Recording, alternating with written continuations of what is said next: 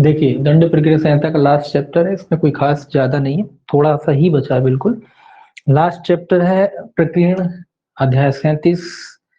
इसमें जो आपका जो है 474 से शुरू होता है ये सेक्शन 474।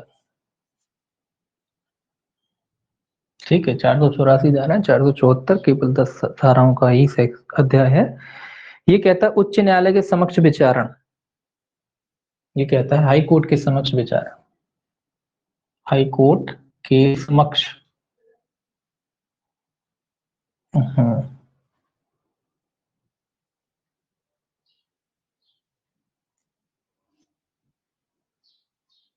समक्ष विचारण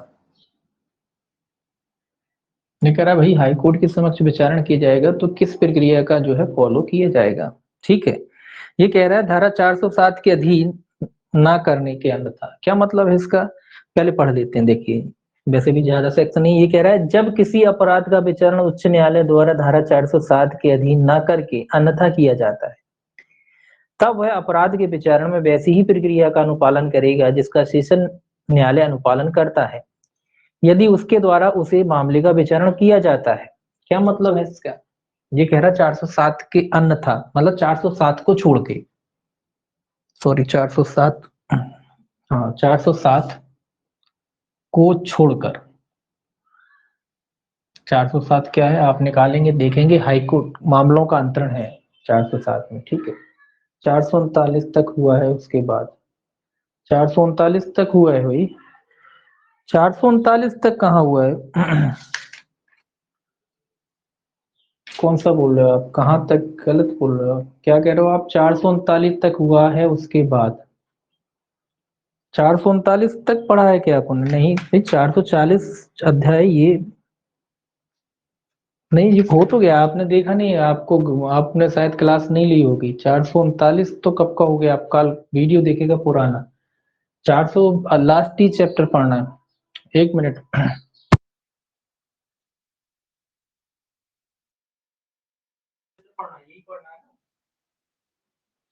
परिसीमा काल पढ़ा था। साहिल कहाँ गए, साहिल चले गए। जी सर, लास्ट ही पढ़ना है सर। लास्ट ही पढ़ना है ना, वो आपका गलती रहेगी। कंटिन्यू रहेंगे, लास्ट ही है बस। लास्ट ही चैप्टर था हमारा, वही पढ़ना है, उसके वीडियो डला हुआ आप देखेंगे 439 के बाद।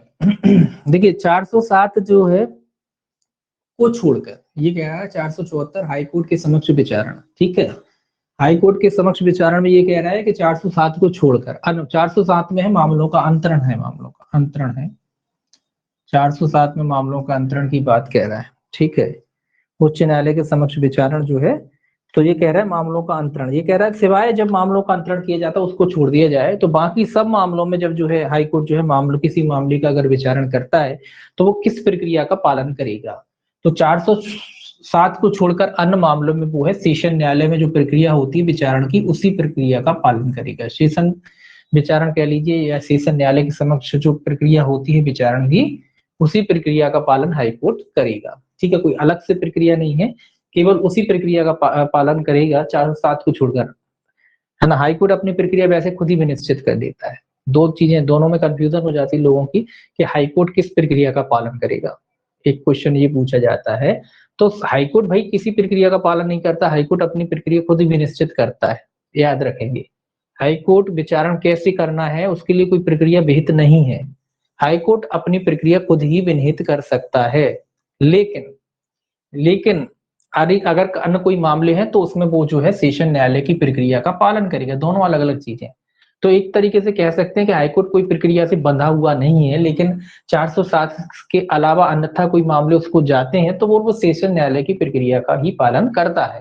तो दोनों अलग अलग चीजें ध्यान में रखेंगे, सेशन न्यायालय की प्रक्रिया का पालन करता है, लेकिन अगर क्वेश्चन आता है कि हाईकोर्ट जो है किस प्रक्रिया का पालन करेगा, इस धारा 474 की बात किया था तो सेशन न्यायालय की। वैसे हाईकोर्ट जो है किसी प्रक्रिया से बंधा हुआ नहीं है, ठीक है, कि हाईकोर्ट में बंधा हुआ हो, जैसे अपने नीचे के न्यायालय में प्रक्रिया होती ना, सेशन होता है, सेशन विचारण समन वारंट, ऐसे नहीं बटा हाईकोर्ट। हाईकोर्ट ऐसी कोई प्रक्रिया में बंधा नहीं है, वो अपनी प्रक्रिया खुद ही विनिश्चित कर सकता है। ठीक है, लेकिन 407 के अन्यथा अगर कोई मामले उसके अधीन जाते हैं तो वो नॉर्मली सेशन प्रक्रिया, सेशन जो न्यायालय के समक्ष जो प्रक्रिया होती है, या कह लीजिए जिस प्रकार सेशन न्यायालय मामलों का विचारण करता है उसी प्रकार जो है मामलों का विचारण करेगा। अब 475 है, ये कोई खास इंपॉर्टेंट नहीं है। सेक्शन 475 सेना से संबंधित है, ये सेना न्यायालयों से संबंधित है। ठीक है जी, कायदे से संबंधित है, सेना से संबंधित है। तो सेना न्यायालय है, बस इतना याद रखना, सेना न्यायालय। ठीक है, ये कायदे से संबंधित है सेना न्यायालय से। ये क्या कहता है, सेना न्यायालय द्वारा विचारणीय व्यक्तियों का कमान ऑफिसरों को सौंपा जाना। ये तो आप जानते ही हैं कि अगर इस संहिता के अधीन कोई अपराध ऐसा है जो सैनिकों द्वारा किया जाता है और जिस पर सेना विधि लागू होती है, तो उन व्यक्तियों के बारे में कह रहा है, यानी कुल मिला के जो सैनिक है उनके बारे में कह रहा है। अगर उनका विचारण करना है और उन पर सेना विधि लागू होती है तो उनको जो है सेना के कमान ऑफिसर को सौंप दिया जाएगा, और उन पे जो है अन्य जो सामान्य न्यायालय होते हैं उनके तहत कार्रवाई ना करके जो है सेना न्यायालय के द्वारा क्या किया जाएगा, कार्रवाई की जाएगी। कुल मिला के जिसको हम कोर्ट मार्शल कहते हैं, तो कोर्ट मार्शल की कार्रवाई है ये, इसको भी पढ़ देते हैं। ये कह रहा है केंद्र सरकार इस संहिता और सेना अधिनियम 1950, नौसेना अधिनियम और वायुसेना अधिनियम, इसका मतलब है इसमें सेना अधिनियम के अधीन भी आती है, मतलब तीनों प्रकार की सेनाएं आती। ठीक है, सेना अधिनियम 1950 आ गया, नौसेना अधिनियम 1957 आ गया, वायुसेना अधिनियम 1950 आ गया, और संघ के सशस्त्र बल से संबंधित तत्समय प्रवृत्त किसी अन्य विधि से संगत नियम ऐसे मामले के लिए बना सकेगी जिसमें सेना, नौसेना या वायुसेना संबंधी विधि या अन्य ऐसी विधि के अधीन होने वाले व्यक्तियों का विचारण ऐसे न्यायालय द्वारा जिसको यह संहिता लागू होती है या सेना न्यायालय द्वारा किया जाएगा, तथा जब कोई व्यक्ति किसी मजिस्ट्रेट के समक्ष लाया जाता है और ऐसे अपराध के लिए आरोपित किया जाता है, उसके लिए उसका विचारण या तो उस न्यायालय द्वारा जिसको यह संहिता लागू होती है या सेना न्यायालय द्वारा किया जा सकता है। तब ऐसा मजिस्ट्रेट ऐसे नियमों को ध्यान में रखेगा और उचित मामलों में उसे अपराध के कथन सहित जिसका उस पर अभियोग है, उस यूनिट के जिसका वह हो कमान ऑफिसर को या यथास्थिति निकटतम सैनिक, नौसैनिक या वायुसैनिक स्टेशन के कमान ऑफिसर को सेना न्यायालय को या उसका विचारण किए जाने के प्रयोजनों के लिए सौंप सकेगा। क्या मतलब इसका? इसका मतलब सीधा सा है कि अगर मान लीजिए किसी सैनिक के द्वारा कोई अपराध किया जाता है, चाहे वो थल सेना का हो, जिस अधिनियम जो बताएं, चाहे वो वायुसेना का हो या किसी भी सेना को या संघ की किसी सशस्त्र सेना का हो, इसके संबंध में जो है केंद्र सरकार ही नियम बनाएगी। ये तो स्वाभाविक सी बात है, सेना की बात आ गई, नियम कौन बनाएगा? केंद्र सरकार। तो ऐसा कोई व्यक्ति, मान लीजिए कोई सैनिक अपराध कर देता है और अगर उस पर सेना विधि लागू होती है, तो जो न्यायालय, जिस न्यायालय में उसको पेश किया जाएगा पकड़ करके, सबसे पहले तो यहीं के न्यायालय में पेश किया जाएगा। वो न्यायालय क्या करेगा? वो न्यायालय उस मामले को जो है कुल मिला के सीधा सीधा है कि अगर उस व्यक्ति पर सेना विधि लागू होती है तो उसको जो है यूनिट शस्त्रागार का जो भी भारतादक अधिकारी होता है या कह लीजिए कमान ऑफिसर होता है इनका, उसको समर्पित कर देगा या कह लीजिए उसको सौंप देगा। फिर उसके खिलाफ क्या की जाएगी? कोर्ट मार्शल की कार्रवाई वगैरह जो है की जाएगी। तो यहाँ न्यायालय उनका विचारण नहीं करेगा, साधारण न्यायालय विचारण नहीं करेगा। अगर किसी व्यक्ति पर सेना विधि लागू होती है तो उसका विचारण कौन करेगा? उसका विचारण जो है सेना न्यायालय के द्वारा किया जाएगा। अब बात आती भी कौन कौन से अपराध होते हैं, तो ये तो खैर इसमें नहीं लिखा कौन से अपराध होते हैं। अधिकतर इस तरीके के अपराध होते हैं कि अगर कोई सेना से भाग जाता है या सेना पे रहते हुए वहां कोई अपराध करता है तो ऐसे लोगों पे फिर सेना विधि लागू होती है। तो ऐसे व्यक्ति जब भी पकड़े जाते हैं उनको यहाँ का न्यायालय क्या करता है, मतलब अपनी टीम वगैरह लगा के वहां के कमान ऑफिसर को सौंप देता है। फिर उनके खिलाफ अलग से कोर्ट मार्शल की कार्रवाई की जाती है। वहां भी रेगुलर ही कोर्ट होते हैं, ऐसा नहीं है आप समझो कि भी सेना वाले अपने साथ, वहां भी कोर्ट होता है, कमीशन बैठता है, कोर्ट होता है उसमें। तो कमीशन के हिसाब से फिर इनके खिलाफ जो है कोर्ट मार्शल की कार्रवाई की जाती है। ठीक, अब आता है बाकी फिर इसमें अर्थ लिखे हैं, यूनिट वगैरह इनका अर्थ लिखा है, ये कोई खास नहीं। सेक्शन 476 देखिए, ये कोई खास नहीं, प्रारूप है इसमें, प्रारूप के बारे में या प्रारूप कहते हैं अपन, वही है।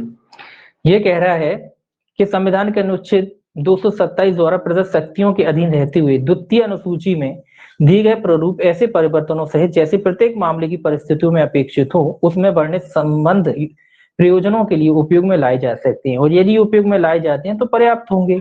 ये प्रारूपों के बारे में कह रहा है 227 के अधीन, सेक्शन 227 के अधीन अनुच्छेद 227 द्वारा शक्तियों का प्रयोग करते हुए, अनुच्छेद 227 का कह रहे हैं प्रयोग करते हुए। प्रारूप का मतलब है और भी फॉर्म होते हैं भाई, अलग अलग बनाने की जरूरत नहीं है। अगर 227 का द्वारा प्रदत्त शक्तियों के अधीन रहती है। द्वितीय अनुसूची में दिए गए प्रारूप ऐसे परिवर्तन, द्वितीय अनुसूची में दिए गए प्रारूप का मतलब क्या है, जो यहाँ दिए गए हैं सीआरपीसी में, प्रोफार्म में दिए गए हैं ना, फार्म दिए गए हैं ना, तो कह रहा परिवर्तनों सहित लागू होंगे।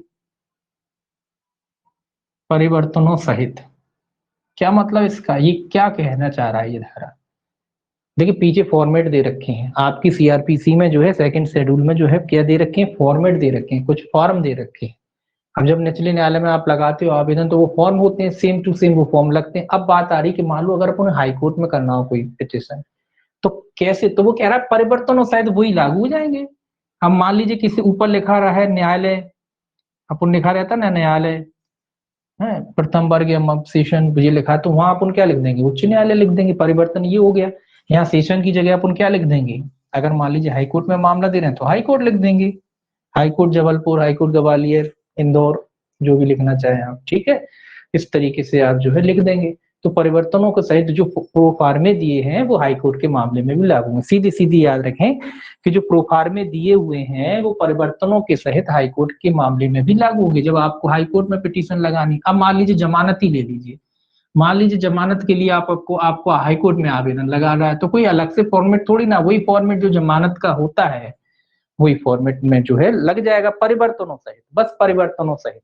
अब वो परिवर्तन होंगे क्या होंगे वो हाईकोर्ट डिसाइड करता है भाई किस परिवर्तन, तो उनका एक फॉर्मेट रहता है, बड़ी पेज पे रहता है, ऊपर टाइटल रहता है, तो जो पीछे फॉर्मेट है उसी के परिवर्तन के साथ मतलब अपने अकॉर्डिंग ढाल करके जो है उसमें क्या किया जा सकता है, आवेदन किया जा सकता है। ठीक, यही कह रहा है 476। 477 कहता है उच्च न्यायालय की नियम बनाने की शक्ति। सेक्शन 477 हाई कोर्ट, सीधा लिख लीजिए नियम। हाई कोर्ट क्या बना सकता है, नियम बना सकता है। ये कह रहा है 477 की उच्च न्यायालय जो है या हाई कोर्ट जो है नियम बना सकता है। कब नियम बना सकता है भाई, राज्य सरकार की पूर्व मंजूरी से। हाई कोर्ट नियम तो बना सकता है क्या, राज्य सरकार की, ये भी इंपॉर्टेंट याद रखना, राज्य सरकार की पूर्व मंजूरी से।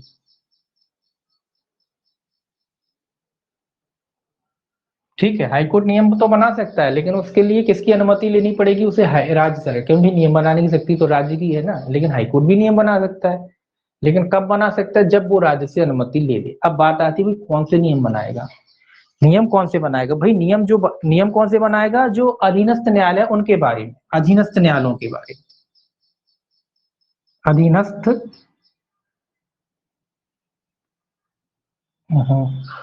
अधीनस्थ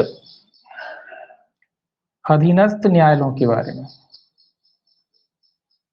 अब आप कहोगे अधीनस्थ न्यायालयों के बारे में कौन से, भाई अधीनस्थ न्यायालयों में जो भी कार्रवाइयां होती हैं भाई, किसी को जो है अर्जी देना है, आवेदन करना है ना, अर्जी देना है किसी को, कैसे अर्जी दी जाएगी, कैसे आवेदन किया जाएगा, फॉर्मेट क्या होगा, इन सब के बारे में जो है हाईकोर्ट नियम बना सकता है। अपने जो अधीनस्थ फीसों के बारे में, भैया फीसें क्या होंगी, अब आप आवेदन करते हो तो फीस भी लगती है ना, तो इन सब के बारे में नियम बना सकता है। तो सीधा एक मोटा सा याद रखना कि अधीनस्थ न्यायालयों के बारे में नियम बना सकता है हाईकोर्ट। किस बारे में, हाईकोर्ट भैया अधीनस्थ न्यायालय है, जो मान लीजिए मध्य प्रदेश हाईकोर्ट है, अब वो उसको राज्य सरकार ने अनुमति दे दी कि भैया आप नियम बना लो अपने जो अधीनस्थ न्यायालय है, तो उनके लिए ये नियम बना सकता है। क्या नियम बना सकता है कि जो भी फाइल आप दाखिल करते हो, अर्जी दाखिल करते हो या आवेदन करते हो, उसमें जो फीसें लगती हैं, ठीक है, और इसके अलावा जो उनमें जो अधिकारी कर्मचारी या न्यायाधीश जो होते हैं वो कैसे काम करेंगे, कोर्ट कट समय क्या होगा काम काज का, सुबह लगेंगे, रात में लगेंगे, कब लगेंगे, तो ये सब डिसाइड हाईकोर्ट कर सकता है। मतलब इनसे संबंधित सारे नियम जो है हाईकोर्ट बना सकता है। तो कब बना सकता है, जब राज्य सरकार की अनुमति मिल जाती है। बस इतना ही से इसमें याद रखना है। ठीक, अब इसके बाद देखिए सेक्शन 478।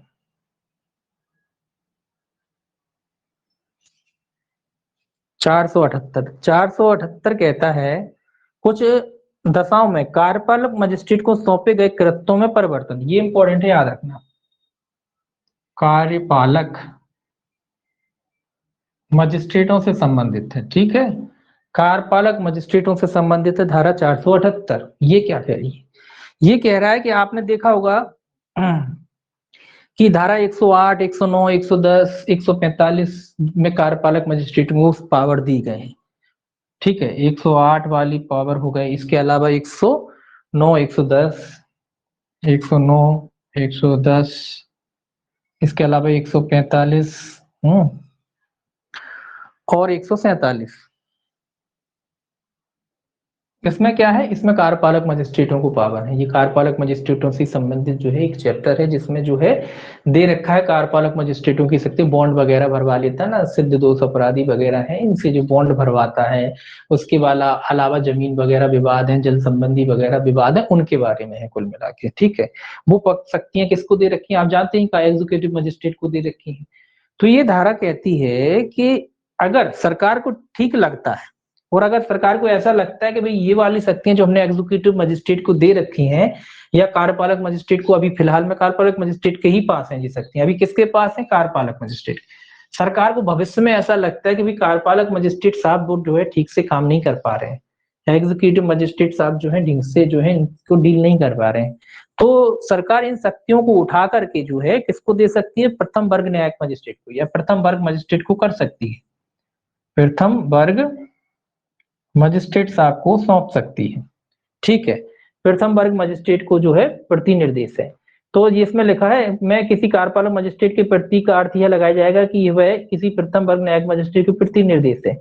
राज्य विधानमंडल संकल्प द्वारा ऐसी अनुज्ञा देता है तो राज्य सरकार उच्च न्यायालय के परामर्श के पश्चात, ये कह रहा है कि अगर राज्य सरकार चाहती है तो राज्य सरकार जो है उच्च न्यायालय से परामर्श करने के बाद जो एग्जीक्यूटिव मजिस्ट्रेटों की शक्तियां वर्तमान में है वो फर्स्ट क्लास मजिस्ट्रेट को सौंप सकती है ना। अभी फर्स्ट क्लास मजिस्ट्रेट करता है यही काम, फिर ये सॉरी अभी कार्यपालक मजिस्ट्रेट ये काम करता है, बॉन्ड वगैरह भरवा लिया, फिर कौन कर सकता है, फिर आपका फर्स्ट क्लास मजिस्ट्रेट अगर दे देती है तो। अब आप कहोगे ये ऐसा क्यों है, ऐसा इसलिए देखिए, पहले पुराने जो सीआरपीसी थी उसमें ये पावर जो है 108, 109, 110, 145 ये क्या फर्स्ट क्लास मजिस्ट्रेट के ही पास थे, फिर ये फर्स्ट क्लास मजिस्ट्रेट से उठा के कार्यपालक मजिस्ट्रेटों को दे दिए गए। क्यों दे दिए गए, उसके पीछे रीजन ये था कि जो है फर्स्ट क्लास मजिस्ट्रेट इन चीजों का ढंग से पालन नहीं कर पाते थे, क्योंकि जो है उनको फील्ड का इतना तो वो रहता नहीं, और ना ही उनके पास इतना कोई फोर्स वगैरह कुछ रहता है, इनके पास पूरे साधन रहते हैं, समर्थ रहते हैं ये लोग, इसलिए ये पावर उठा के किसको दे दी गए, एग्जीक्यूटिव मजिस्ट्रेट को दे दी गई। जब दंड प्रक्रिया संहिता 1973 बनाई गई तो ये पावर उठा के किसको दे दी गए, ये जो प्रथम वर्ग मजिस्ट्रेट के जो पावर थे वो उठा के दे दिए गए कार्यपालक मजिस्ट्रेट को। तो इस धारा में वही रिपीट की बात कही गई है कि अगर लगता है कि भाई भविष्य में ये एग्जीक्यूटिव मजिस्ट्रेट ठीक से काम नहीं कर पा रहे हैं इन शक्तियों का, तो उठा के फिर से हम क्या कर सकती है सरकार, राज्य सरकार उन शक्तियों को उठा के फिर से फर्स्ट क्लास मजिस्ट्रेट को दे सकती है। ठीक, यही। अब देखें आगे 449 तो सॉरी 479 सॉरी 479 सेक्शन 479 क्या कहता है। 479 कहता है वह मामला जिसमें न्यायाधीश या मजिस्ट्रेट व्यक्तिगत रूप से हितबद्ध है, ये इंपॉर्टेंट है ये भी भाई व्यक्तिगत रूप से हितबद्ध हो तो क्या भाई, क्या वो ये तो पहला नियम कहता है भाई, प्राकृतिक न्याय का सिद्धांत आ जाता है कि भाई जिस मामले में आप व्यक्तिगत रूप से हितबद्ध हो तो क्या उस मामले में आपको सुनवाई करनी चाहिए, भाई बिल्कुल नहीं करनी चाहिए। अगर आप व्यक्तिगत रूप से हितबद्ध हो, आपका कोई रिश्तेदार हो, आपका कोई नातेदार हो, उसमें तो क्या उस मामले की सुनवाई आप करेंगे, नहीं करेंगे। ठीक है, यही सिद्धांत इसमें समाहित किया गया है, नहीं करेंगे। लेकिन अगर कर भी सकते हैं, कब करोगे, जब आपका बॉस कह दे, आपका वरिष्ठ न्यायालय कह दे कि नहीं कोई दिक्कत नहीं आप करिए करिए, तो फिर कर सकते हो, कोई दिक्कत नहीं है आपके, लेकिन आपको वो बताना पड़ेगा कि भाई इसमें मेरा व्यक्तिगत हित है।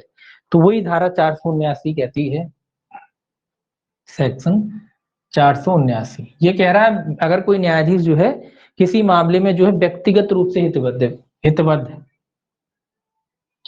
हित है उसका, हितबद्ध है। कौन है हितबद्ध, न्यायाधीश। कौन हितबद्ध है, न्यायाधीश व्यक्तिगत रूप से, भाई उसका कोई उसमें इंटरेस्ट है, हित है।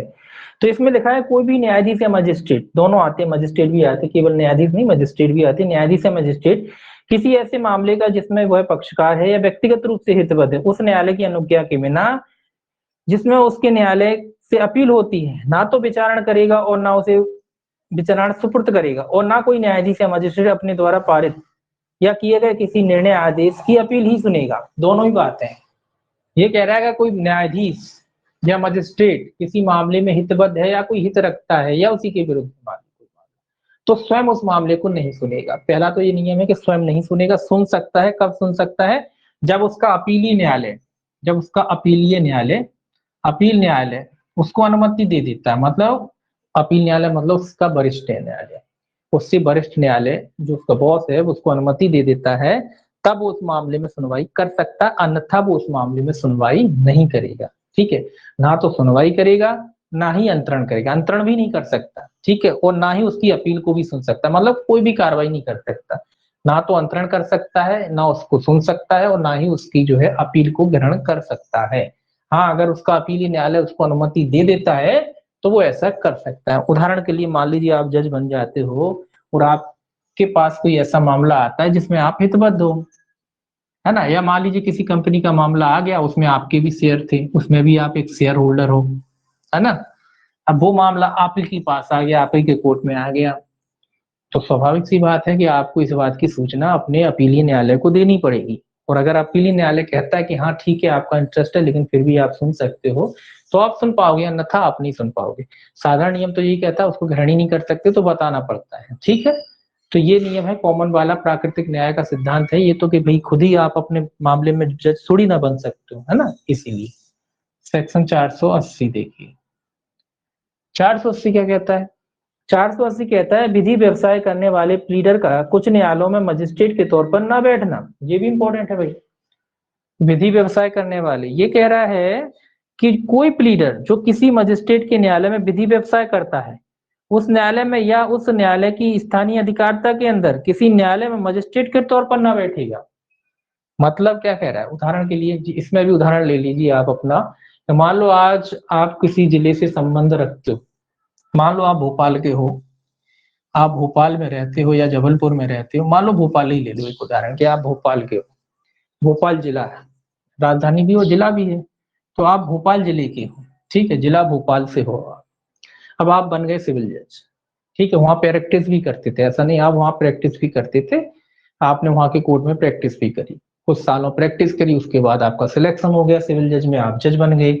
आप जज बन गए तो ये नियम सीधा सीधा ये कह रहा है कि उस जिले में या उस कोर्ट में, पहला तो उस कोर्ट में और उस कोर्ट की अधिकारिता के अंदर जितने भी कोर्ट आते हैं उस कोर्ट में आप जज के रूप में नियुक्त नहीं किए जाओगे।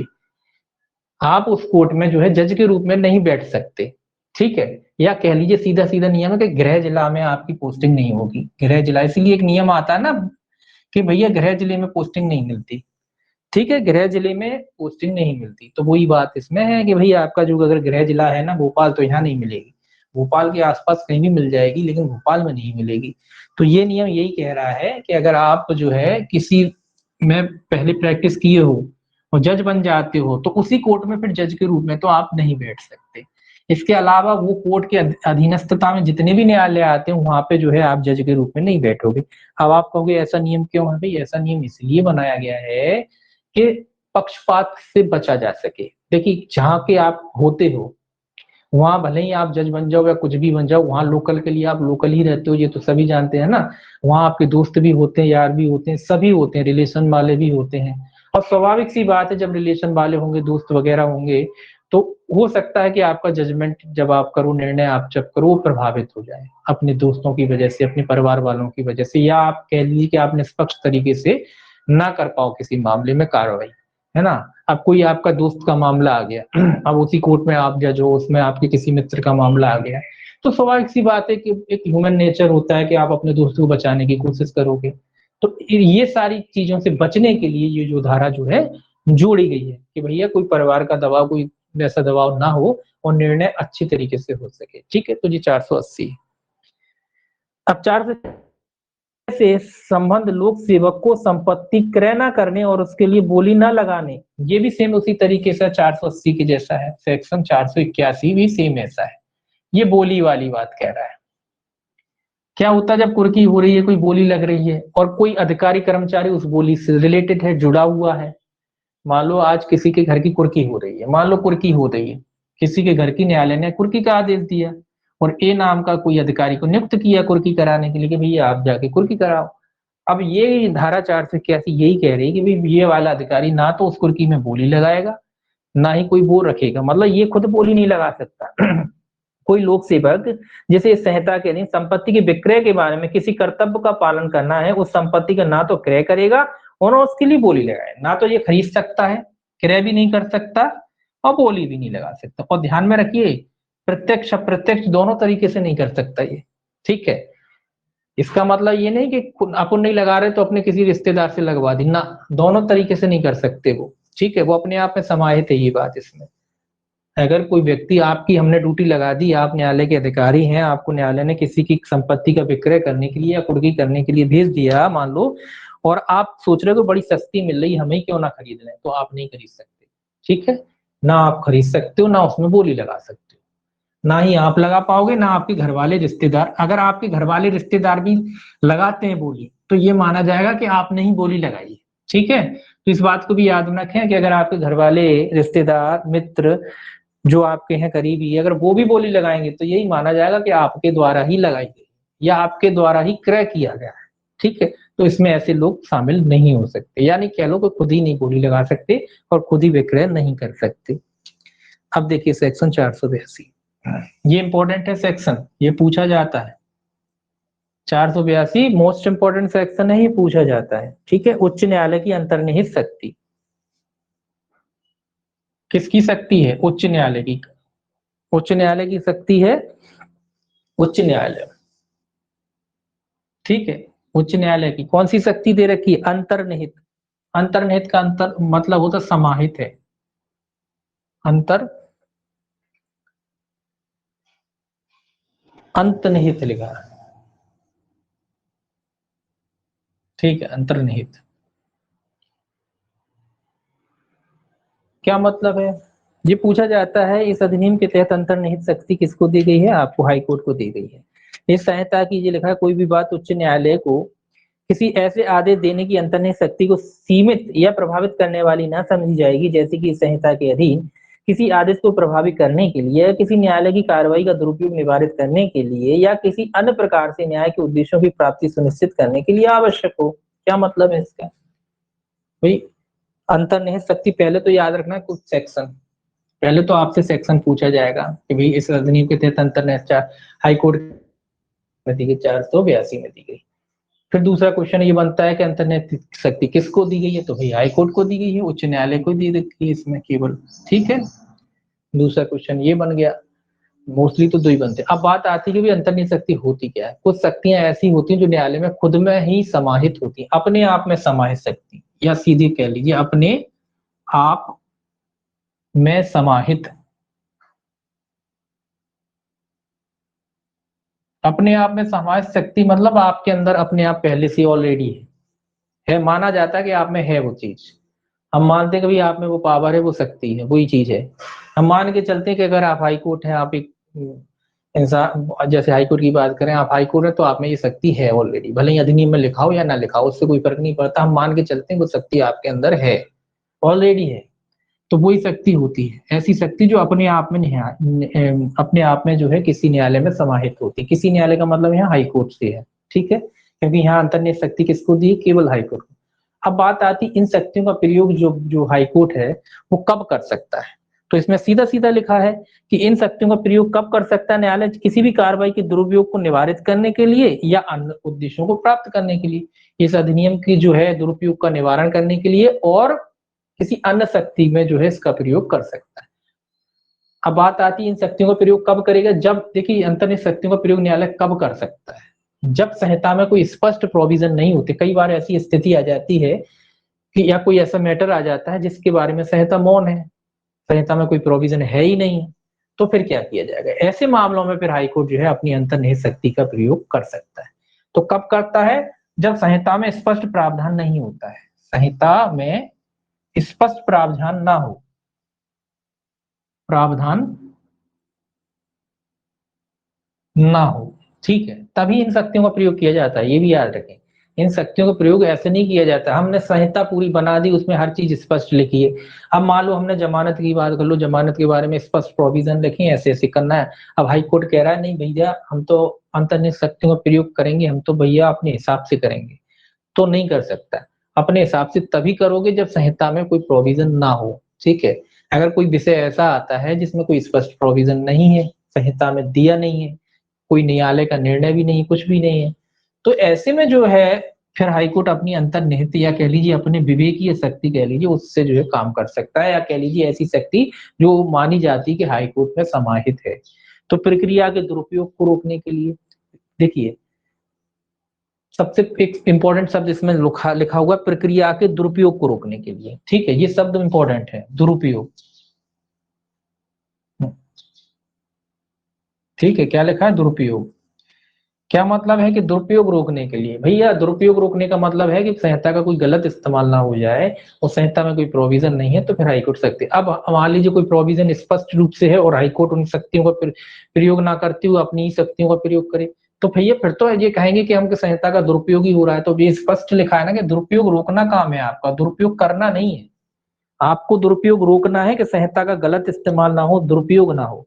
तो ये याद रखें कि अंतर्निहित शक्ति 482 में है और इन शक्तियों का प्रयोग कोई भी न्यायालय हाई कोर्ट जो है आप कब कर सकता है, जब जो है स्पष्ट प्रोविजन जो है संहिता में नहीं होते हैं। ठीक है, अंतर्निहित शक्ति का प्रयोग क्या करता है हाईकोर्ट, हाईकोर्ट के द्वारा किया जाता है। ठीक, किसके सेक्शन में दे रखा है, 482 में दे रखा है। इसके बाद देखिए 483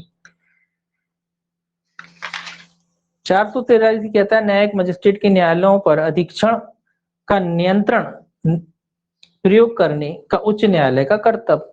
483 में सेक्शन 483 में अधीक्षण है निचले न्यायालयों का, कौन करता है, हाईकोर्ट।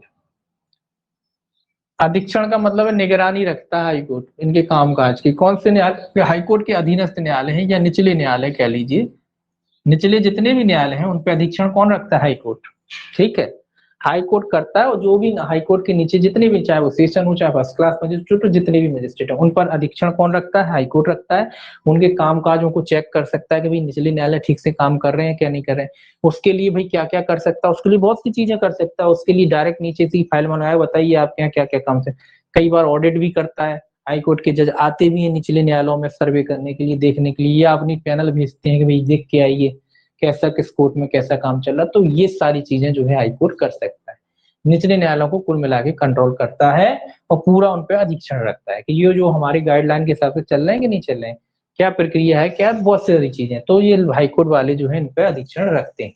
निचले न्यायालयों पर अधीक्षण या नियंत्रण कह लीजिए, नियंत्रण रखते हैं। निचले न्यायालय के जो मजिस्ट्रेट होते हैं उन पर अधीक्षण रखते हैं, उनकी जो है कामकाज को देखते वगैरह रहते हैं। अधीक्षण का मतलब है उन पर निगरानी रखना कि भाई ठीक से काम कर रहे हैं कि नहीं कर रहे हैं। तो ये कौन कौन करता है, हाईकोर्ट करता है। ठीक है, अब है सेक्शन 484 जिसका लास्ट सेक्शन है, ये निरसन है समाप्त। इसमें भी एक शब्द आपको याद रखना है, ये पूछा जाता है कि निरसन और व्यावृत्ति में ये पूछा जाता है कि इस अधिनियम से पहले कौन सा अधिनियम लागू था। तो इस अधिनियम मतलब सीआरपीसी जो अभी 1973 है, उससे पहले कौन सी संहिता लागू थी। उससे पहले दंड प्रक्रिया संहिता 1898 लागू थी। दंड प्रक्रिया, ये याद रखना है इसका नाम, संहिता। ये अभी कौन सी पढ़ रहे हैं हम, 1973। इससे पहले कौन सी थी, 1898। 1898 इससे पहले लागू थी।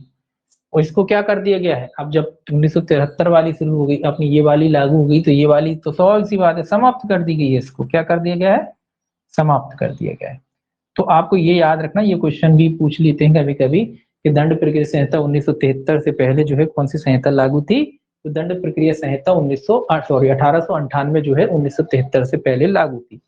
ठीक है, 1973 से पहले कौन सी लागू थी, 1898। और इसको क्या कर दिया गया, समाप्त कर दिया गया।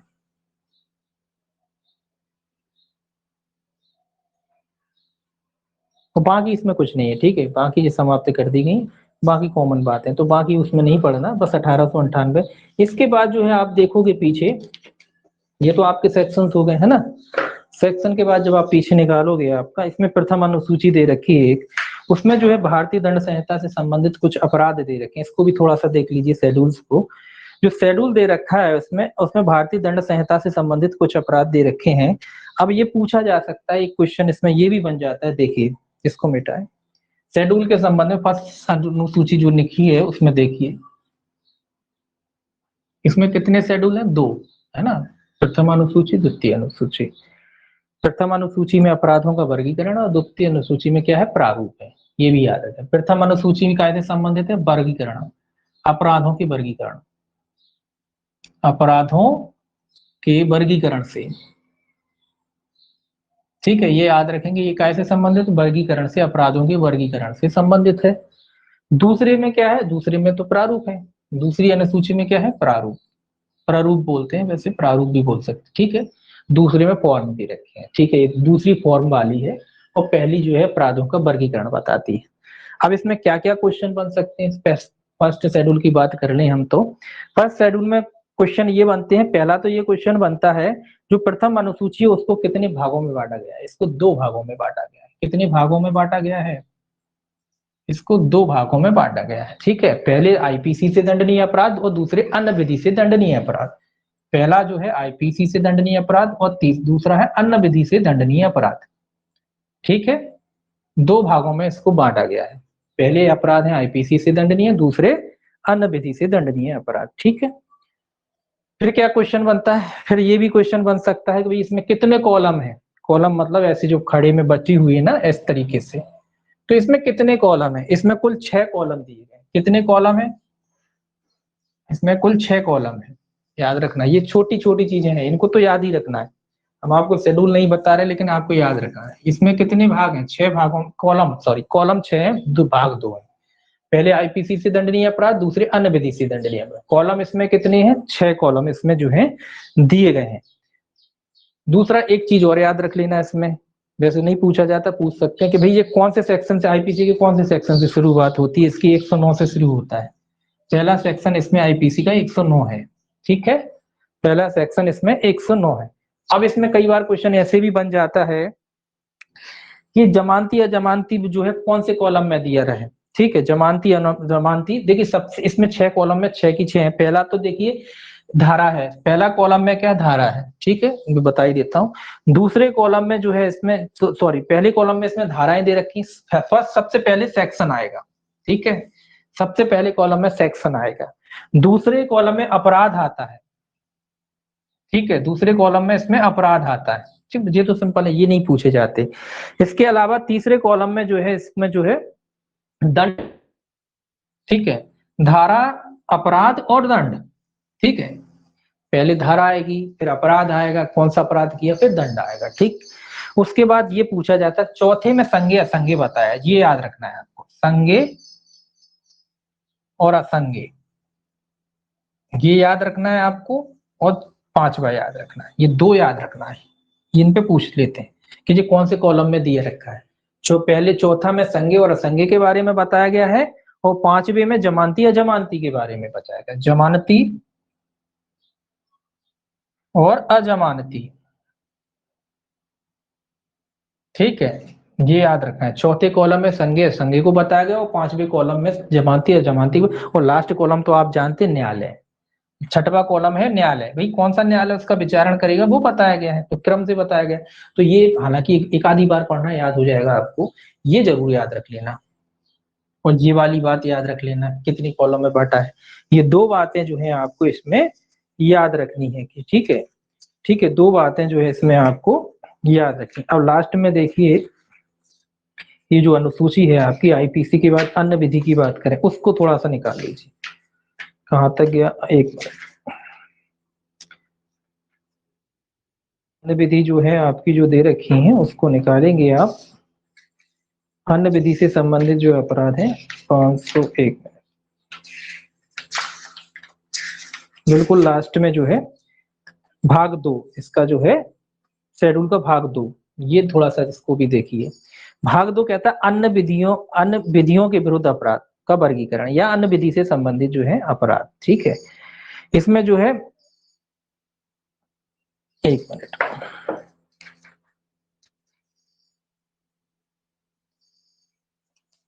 नहीं हाँ इसमें अभी कुछ नहीं, ठीक है।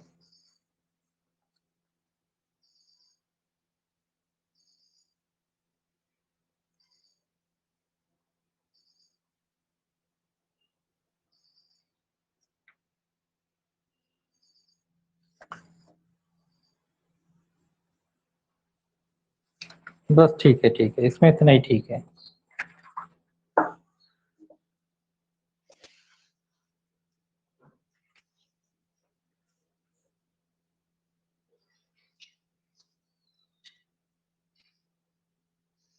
बस हाँ, बाकी इसमें इतना ही है।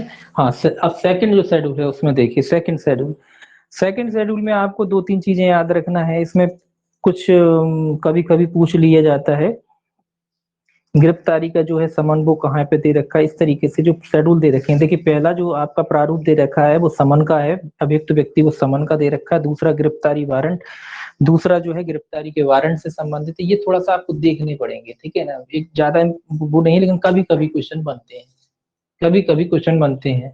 और ये छोटी छोटी चीजें अपन क्या होता है पढ़ते नहीं है तो गलत हो जाते हैं, हालांकि कुछ है नहीं इसमें। ये वैसे भी आप दिमाग में सोचो, सबसे पहले सेक्शन आता है, फिर अपराध आता है, फिर दंड आता है, फिर संज्ञेय असंज्ञेय आता है, फिर जमानती अजमानती और लास्ट में न्यायालय आता है। तो ये तो आपको वैसे ही याद हो गया, दो भागों में बटा, ये भी याद हो गया, ये भी याद हो गया। फिर पहले भाग में आईपीसी से दंडनीय अपराध, दूसरी भाग में अन्य विधियों से दंडनीय अपराध है ना। तो ये तो सिंपल सा हो गया। 109 से शुरू होता है ये, कहाँ 511 पे खत्म होता है, कहाँ से शुरू होता है 109 से। तो दो तरीके के क्वेश्चन बन गए भैया, आईपीसी की पहली धारा दंडनीय वाली यही है 109, 109 से शुरू हो रहा है और कहाँ खत्म हो रहा है आपका 511 पे, ठीक है, खत्म होता है। अब बात आती है सेकंड शेड्यूल की। तो सेकंड शेड्यूल में जो है गिरफ्तारी का वारंट जो है आपका प्रारूप 2 में दिया गया है, ठीक है, बंद पत्र वगैरह ये सब दिए गए हैं। एक और है इसमें, अब प्रारूप संख्या शायद 33 है, प्रारूप संख्या आप 33 निकालेंगे, 33 कहाँ है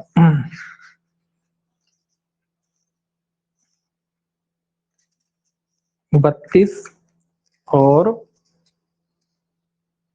आपका जो है 33 साक्षी को समन, 33 साक्षी को समन। तो कुल मिला के ये दे रखे हैं। जमानत बॉन्ड में भूल रहा हूँ, मुझे ध्यान नहीं आ रहा है अभी, इसमें देखना पड़ेगा मुझे।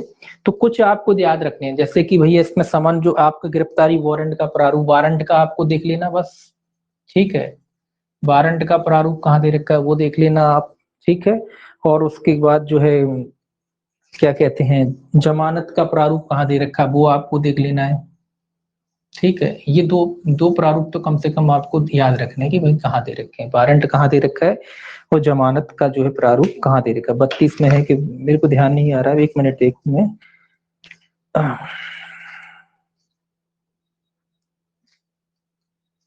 आरोप, आरोप भी याद रखना कि आरोप का प्रारूप कहाँ दे रखा है 32 में, आरोप का भी याद रखना 32 में दे रखा है, ये इंपॉर्टेंट है ये वाला भी, ठीक है। आरोप का भी दे रख आपको जो है याद रखना, आरोप का प्रारूप कहाँ दे रखा है 32 में दे रखा है, ठीक है। आरोप का प्रारूप कहाँ दे रखा है 32 में दे रखा है, ये भी आपको। तो ये छोटी मोटी चीजें हैं जो आपको इसमें से देखना है। कुल मिला के पीछे से जो है कुछ प्रारूप है इंपॉर्टेंट, वो आपको जो है याद करके या ये याद रखना है कि कहाँ दे रखे हैं, जो प्रारूप दे रखे हैं वो जो है कहाँ दे रखे हैं, ये आपको जो है ध्यान में रखना है। बस इतना ही सा इसमें था और ज्यादा कुछ है नहीं। प्रारूप आप देख लेना, पीछे दे रखे हैं उसमें, है ना, तो उसमें समझाने की तो कोई चीज है नहीं। बस इंपॉर्टेंट ये है कि कुछ इंपॉर्टेंट प्रारूप है, उनको देख के रखना है आपको, पढ़ना याद नहीं करना, बस याद नहीं करना, उसको देखना है। कभी कभी परीक्षा में वो प्रारूप वगैरह जो है पूछ लिए जाते हैं, ठीक है, तो उनको देख के आपको रखना है। मंडे से पढ़ेंगे हम क्या, अपना आईपीसी को शुरू करेंगे, कल नहीं पढ़ेंगे, मंडे को कल नहीं पढ़ेंगे, परसों तो आपकी छुट्टी रहती है। मंडे को क्या पढ़ेंगे अपन, अपना जो है क्या कहते हैं आईपीसी शुरू करेंगे, ठीक है। बाकी फिर इसको लगाते रहिएगा, इसके ऑब्जेक्टिव भी लगाते रहिए, जहां भी आपको मिले ज्यादा से ज्यादा ऑब्जेक्टिव भी लगाइए इसके, ठीक है।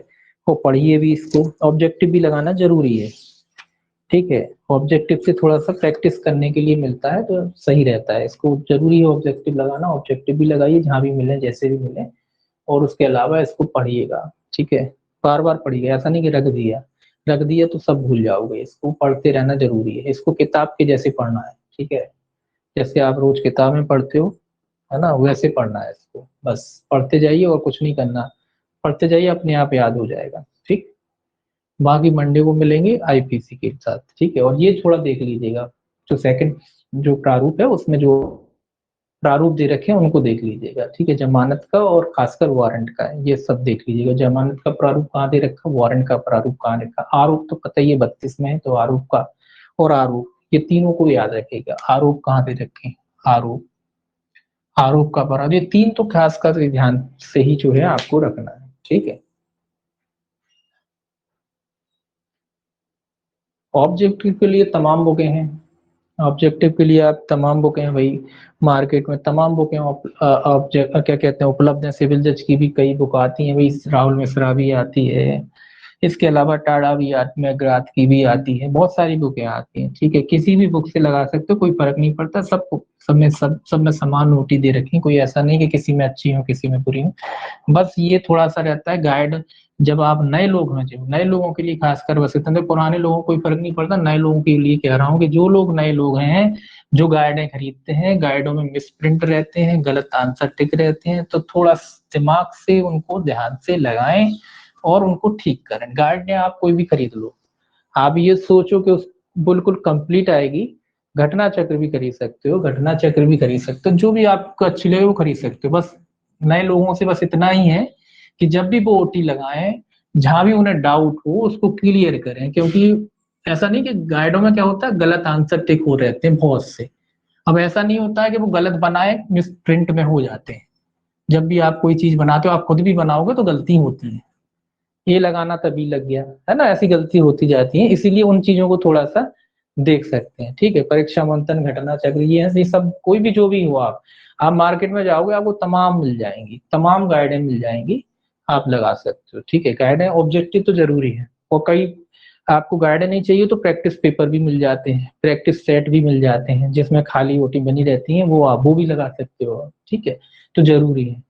ठीक, और आईपीसी सीआरपीसी में कम से कम, देखिए आईपीसी की तो बात ही छोड़ दीजिए, आईपीसी में तो 1000 ओटी 1500 ओटी आपको उस अकेली आईपीसी की मिल जाएंगी, इतने क्वेश्चन उसमें से निकाल आते हैं। सीआरपीसी के भी लिए भी, सीआरपीसी में भी लगभग 800-900 क्वेश्चन आराम से इजी की निकल आते हैं। ठीक है, ऐसे ही आपके एविडेंस में जरूर 500-600 क्वेश्चन निकल आते हैं। तो आप इतना कर लेंगे तो काफी तैयारी हो जाएगी, वो पढ़ना तो फिर है ही सारा चीजें, तो ऑब्जेक्टिव भी लगाना है, पढ़ना भी, रोज की 200-300 ओटी तो लगाना ही लगाना, कम से कम 200-300, 200-300 से कम नहीं, 200-300 ओटी लगाना है रोज की, रोज की 200 तो लगाऊ, कुछ ज्यादा नहीं लगा पा रहे तो 200 तो लगाइए। 200 इसीलिए कभी पढ़ना भी तो है, 200 लगाइए और पढ़िए, जल्दी जल्दी लगाना है इनको, जल्दी जल्दी लगाइए और उसके बाद पढ़िए, अपना अपना सब्जेक्ट भी पढ़िए, माइनर एक्ट भी पढ़िए, ये सारी चीजें पढ़िए, कंटिन्यू पढ़ते रहिए बस। ठीक है, और एंजॉय के साथ पढ़िए, बिल्कुल दबाव बिल्कुल नहीं होना चाहिए, दिमाग पे दबाव नहीं लेना है, टेंशन बिल्कुल नहीं लेना है, टेंशन लेके पढ़ोगे ना तो पढ़ाई भी नहीं होगी, तो इंजॉयमेंट के साथ पढ़िए। पढ़िए, नींद आती थोड़ा सा सो जाइए, नींद आ रही थोड़ा घूम लीजिए फिर पढ़ने बैठ जाइए, है ना, इस तरीके से पढ़िए।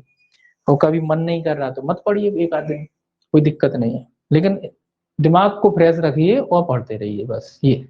ठीक है, वो कंटिन्यू पढ़ते रहिए, और ये मत सोचिए याद हो रहा नहीं हो रहा, सब होता है, जो भी पढ़ोगे वो याद रहेगा, परीक्षा में आएगा आप लगा दोगे। ठीक है, ये आदमी का नेचर रहता है और आ जाता है, तो ये मत सोचिए कि याद हो रहा है कि नहीं हो रहा है, आपका काम है पढ़ना, आप पढ़ते रहिए, एक बार पढ़ो, 2 बार पढ़ो, 3 बार पढ़ो, 4 बार पढ़ो, जितने बार पढ़ सकते हो पढ़ो। ठीक है, और अपने आप याद हो जाएगा, आप तो बस बढ़ते जाइए पढ़ते जाइए, जब आपको परीक्षा में 4 ऑप्शन आएंगे आप अपने आप पहचान जाओगे कि भाई ये है इसका आंसर। ठीक है, तो ये चिंता नहीं करना कि याद हो रहा है कि नहीं, कई बच्चों की समस्या रहती है कि याद नहीं हो रहा, तो ये कोई बड़ी समस्या नहीं है, सबके साथ होता है, आप तो बस पढ़ते जाइए। ठीक है, हर बच्चे एक से नहीं होते, हर बच्चों की एक सी जो है क्या कहते हैं पढ़ने का तरीका भी नहीं होता, क्षमता भी नहीं होता, और ऐसा भी नहीं है, कई लोग कहते हैं कि सुबह पढ़ो रात में पढ़ो, हम तो कहते हैं जब पढ़ो ना, जब मन करे तब पढ़ो, चाहे दिन में आपको अच्छा लगता है दिन में पढ़िए, आपको सुबह अच्छा लगता है सुबह पढ़िए, आपको रात में अच्छा लगता है रात में पढ़िए, अपने हिसाब से पढ़िए, दूसरे के कहने से नहीं पढ़िए कि कई कह रहे हैं कि सुबह उठ जाए, भाई कई लोगों को सुबह बहुत नींद आती है, रात में उनको नहीं आती है, तो रात में पढ़िए। कई लोगों को सुबह अच्छी पढ़ाई होती है रात में नहीं होती, तो वो जो जिन बच्चों की पढ़ाई सुबह होती है वो सुबह करें। तो उससे मतलब नहीं होता कि दिन में वो कब पढ़ते हैं, आप कभी भी पढ़ सकते हैं जब आपका मन करे, और जब आपका मन करता है का मतलब ये नहीं कि भाई बोले 10 दिन मन ही नहीं करा, मन तो करना पड़ेगा, बैठाना पड़ेगा, आदत डालनी पड़ेगी, तो रोज पढ़िए, और जब आपको मतलब अच्छा लगता है जिस टाइम उस टाइम पढ़िएगा, और जब आप पढ़ते हो ना, जब आपका मन करता है तब आप देखेंगे कि आज आप आधे घंटे में भी बहुत कवर कर लेते हो, जब आपका मन नहीं कर रहा तो आप 1-2 घंटे भी बैठे रहोगे तो पता ही नहीं पड़ता क्या पढ़ा, है ना। तो मन के साथ पढ़िएगा, कहने का मतलब ये है कि मन लगा के पढ़िए, मन के साथ पढ़िए, और जब मन करे तब पढ़िए, सुबह पढ़िए, शाम को पढ़िए, रात में पढ़िए, जब भी पढ़ना, जब आपको सूटेबल टाइम लगता है तब पढ़िए। ठीक है, बस पढ़ते रहिए कंटिन्यू। ठीक है, याद हो रहा है नहीं हो रहा है ये मत देखिए। ठीक है, मंडे से अपन शुरू करेंगे अपना आईपीसी, और बाकी के फिर जो है domestic violence act, minor act में शुरू करेंगे, उनको खत्म करेंगे। जी, अच्छे ढंग से पढ़िए, बाकी कोई चिंता मत करिए, है ना। सभी लोग अच्छे से पढ़िए, सभी का होगा सिलेक्शन, है ना। जो भी अच्छे पढ़ रहे हैं सभी का होगा, सभी इंटेलिजेंट है। अपने ऊपर थोड़ा कॉन्फिडेंस रखिए और ईमानदारी से पढ़िए बस, है ना। पढ़ते रहिए बस, और कुछ नहीं करना, कुछ नहीं करना। बन रहा है कि नहीं बन रहा है, ये बात की बात है। आपका काम आपके हाथ में पढ़ना ही है अभी, तो पढ़िए बस, और कुछ नहीं है अपने हाथ में। आपके हाथ में पढ़ना है तो पढ़िए बस, पढ़ते जाइए बस, ठीक। चलिए, बाकी सोमवार को मिलेंगे।